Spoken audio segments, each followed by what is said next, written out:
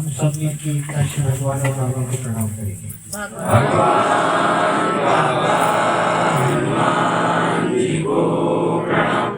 महांजलि बाबा जुमदेव जी को प्रणाम। भगवान बाबा हनुमान जी को प्रणाम, महांजलि बाबा जुमदेव जी को प्रणाम। परमात्मा परम पूज्य परमात्मा शिवक मंडल बालाघाट अंतर्गत आज जिला हीरापुर में माननीय परम पूज्य परमात्मा बाबा के सेवक संजय जोड़े जी के निवासी स्थान पर एक भगवान की साप्ताहिक की चर्चा बैठक रखी गई है। इस चर्चा बैठक में स्वयं भगवान बाबा हनुमान जी उपस्थित हैं, उन्हें मेरा प्रणाम। उसी तरह से हमारे सदगुरु महांत्यकी बाबा जुमदेव जी उपस्थित है, उन्हें मेरा प्रणाम। इस चर्चा बैठक के अध्यक्ष, उपाध्यक्ष एवं संचालक जी उपस्थित है, उन्हें मेरा प्रणाम। उसी तरह से हमारे बीच में परिसर के सह कार्यकर्ता विशेष जी उपस्थित है, उन्हें मेरा प्रणाम। उसी तरह से परिसर के सह कार्यकर्ता ठाकरे जी उपस्थित है, उन्हें मेरा प्रणाम। और हमारे बीच में वरिष्ठ के रूप में बाबा के सेवक बाहेश्वर जी उपस्थित है, उन्हें मेरा प्रणाम। उसी तरह से दूर दराज से आए हुए सह कार्यकर्ता विशेष भाई और दूर दराज से आए हुए बाबा के सभी सेवकों को मेरा नमस्कार। इस चर्चा बैठक के संचालक महोदय जी ने मुझे बाबा की खिदमत पर विचार रखने कहा है, तो इस तरह बाबा मैं विचार रख रहा हूँ। विचार रखने में जो गलतियां होगी क्षमा करोगे और मुझे विचार रखने हेतु सद्बुद्धि प्रदान करोगे, इसी में आपसे आग्रह की विनती करता हूँ। सेवक साथियों, अभी आपने सुना कि हमारे महांत्यकी बाबा जुमदेव जी ने एक भगवत की प्राप्ति करने के लिए बाबा ने बहुत कठिन परिश्रम किया और 4 तत्व 3 शब्द 5 नियम के माध्यम से अपने परिवार का दुख दूर किया। जैसे बाबा ने अपने परिवार का दुख दूर किया, वैसे सभी सेवक सेविकाओं और गरीब दुखी कष्टित और गरीब मानव के बारे में सोचा। बशर्ते बात यह है कि यह धर्म विचारों का है, यह धर्म तत्व शब्द नियम से चलने का है, यह धर्म आदेशों का पालन करने का है। जो आदेश का पालन करेगा, मुझे कहने का मतलब यही है कि जो भगवान को देगा, भगवान भी ऐसे ही सेवकों को देगा। जैसे उदाहरण के लिए अनुभव के तौर पर ले लिया जाए, आप दुकान चले जाओ, दुकान में जाने के बाद अगर दुकानदार के पास आप अगर खड़े हो या सामान ले रहे हो, हेलो तो दुकानदार आपको कहना चाहिए कि सामान तभी देगा जब आप पैसे दोगे। तो धर्म में भी आने के बाद अगर आप लाइन में खड़े हो, बहुत अच्छी बात है, आपने अपना नाम बाबा के खाते में दर्ज करा लिया है, बशर्ते बात बहुत अच्छी बात है। मगर भगवान आप जब तक के आप भगवान को नहीं दोगे तब तक के भगवान भी आपको नहीं देगा। तो धर्म के सेवक ने जब भगवान देता है तो कहने का मतलब यही है कि धर्म के सेवक ने बेफिजूल में बेखर्च करके बाबा के आदेश को नहीं तोड़ना चाहिए।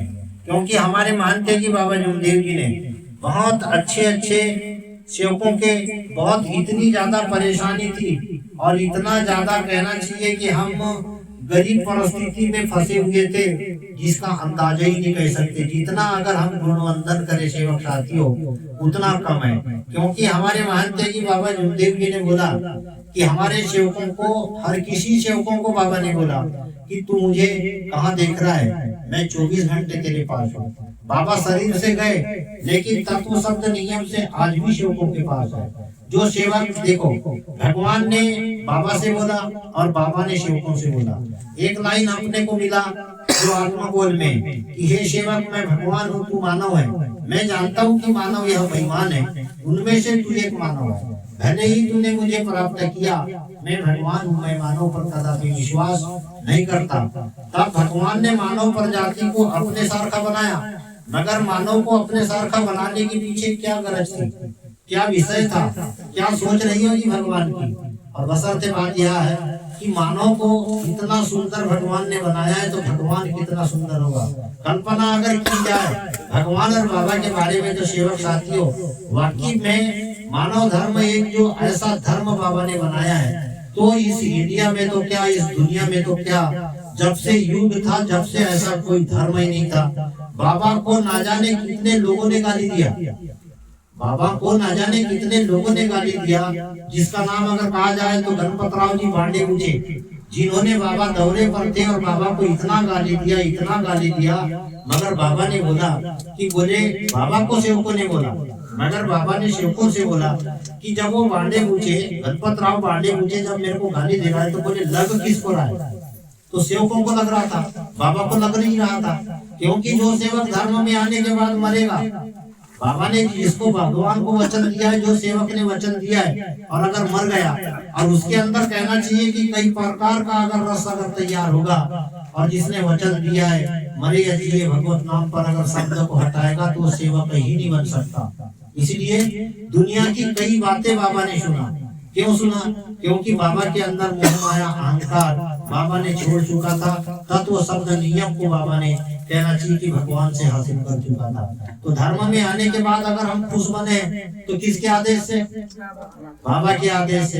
अगर हमको बोलते अगर आ रहा है तो किसके आदेश से? अगर हमको अच्छा अगर चलते अगर आ रहा है तो बाबा के आदेश से। तो कहने का मतलब यही है कि एक शब्द हमारी जिंदगी में लगता है, उसी शब्द से हमारा जीवन बनता है। बाबा के आदेश, भगवान के आदेश, बाबा के आदेश, बाबा के आदेश, कार्यकर्ता के आदेश, और कार्यकर्ता के आदेश हमारे लिए बहुत मायने रखते हैं, क्योंकि एक आदेश अगर हमारे से अगर छूट जाए तो समझ लो कि हमारे जिंदगी में वो आदेश की कब पूर्ति होगी, होगी नहीं होगी, ये कोई नहीं जान सकता।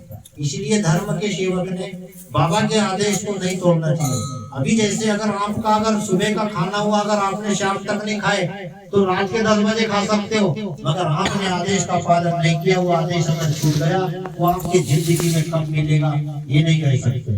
तो सेवक साथियों, हमारे लिए तो बहुत सोचने और समझने का विषय है, क्योंकि मानव की जिंदगी में जैसे अभी बहुत सारी चीजें धर्म में आने के बाद आती है कि जैसे चर्चा बैठक चलती रहती है, चर्चा बैठक के चलते के दौरान एक शब्द अगर आपने अगर गलतियां वो सेवक कर रहा है या सेवक अगर नहीं बता रहा है, और अगर कहना चाहिए कि वो शब्द पे अगर हम भी ध्यान नहीं दे रहे हैं, तो बाबा ने बोला कि बोले अचेतन मानव, तू धर्म में नहीं था तब भी परेशान था, धर्म में आने के बाद भी अगर परेशान है तो ये तेरे कर्मों की गलती है, मैं क्या करूँ बोलता है।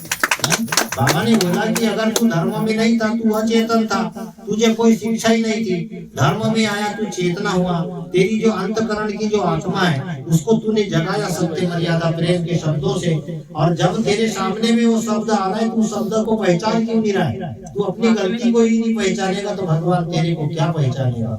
इसलिए धर्म के सेवक ने बहुत सारी चीजों को ध्यान ना देते हुए चर्चा बैठक का जो समय होता है, सेवक साथियों, इस समय को बहुत कीमती समय आपकी जिंदगी का, जो चर्चा बैठक का जो समय है यह बहुत कीमती समय है। आज का बटा हुआ ज्ञान कल नहीं ले सकते, आज का बटा हुआ कहना चाहिए कि आज का बटा हुआ पैसा या रुका हुआ पैसा आप जाकर के कल कमा सकते हो, मगर आज का ज्ञान को कल नहीं ले सकते। आपके जिंदगी से एक एक दिन कम होते जा रहा है, हर किसी के जिंदगी से एक एक दिन कम होते जा रहा है। आप समय की भरपाई नहीं कर पाओगे, पैसे की भरपाई लगे तो आज नहीं तो कल कर दोगे, मगर बाबा के आदेश की जो भरपाई है वो नहीं कर पाओगे।